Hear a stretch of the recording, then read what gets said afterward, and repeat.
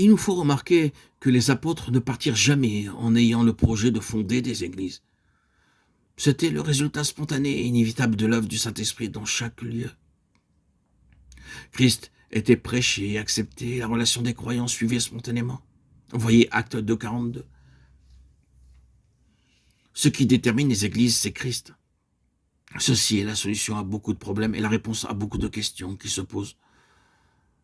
Tout spécialement dans notre monde occidental, en ces temps particulièrement compliqués. Quel doit être le principe directeur et décisif qui nous pousse à nous rassembler? Ce doit être Christ. C'est sur cette base seule que nous nous réunissons là où le but de Dieu est le plus pleinement en vue et là où se trouve ce qui contribue le plus à atteindre ce but, la plénitude de Christ. C'est cela qui décidera de la place où nous devons être et personne ne devrait discuter cela. C'est à cause de notre dévotion et de notre jalousie pour une chose, une mission, une dénomination, une tradition, une communauté, un mouvement, que jaillissent les rivalités et les mauvais sentiments. Tout ce que l'on entend dire au sujet de brebis volées et d'enfants de Dieu divisés vient en grande partie d'un souci pour, non pas la croissance spirituelle, mais pour quelque chose ici-bas, sur cette terre. Ah, combien ces choses deviendraient impossibles si chacun prenait cette attitude à l'égard des choses. Peu importe ce qui survit ou cesse d'exister, pourvu qu'il y ait spirituellement un accroissement de Christ, cela entraîne la nécessité pour tout le peuple du Seigneur, et particulièrement pour ceux qui ont des positions officielles et des places d'influence, d'être uniquement et absolument consacrés à l'accroissement de Christ. Christ n'est pas divisé. C'est donc Christ qui est la base de l'unité, et non les choses mentionnées. À qui sont les brebis? Sont-elles à vous?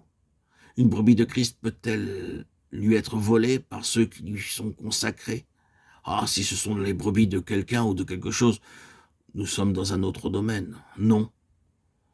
Toutes choses de ce genre sont des causes de faiblesse et de petitesse spirituelle.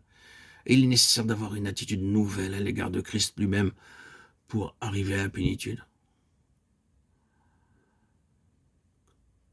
Tout ce qui est donné par le Seigneur doit contribuer à l'édification du corps de façon directe et positive. C'est ce qui en marque l'objet, la direction, et c'est là sa loi caractéristique.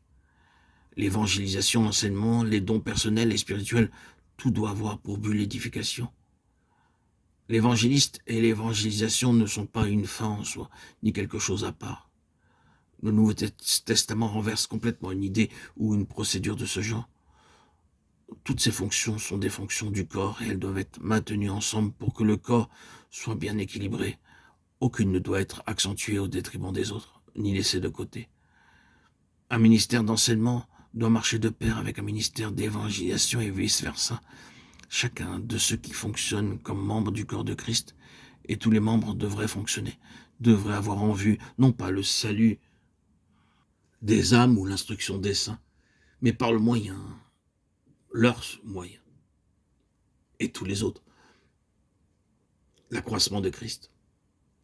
Rappelons-nous, frères et sœurs en Christ bien-aimés, chers amis, auditeurs, auditrices, que l'Église n'est ni grande ni petite, que le succès de notre travail n'est pas mesuré au nombre de personnes présentes, mais selon la mesure positive de Christ.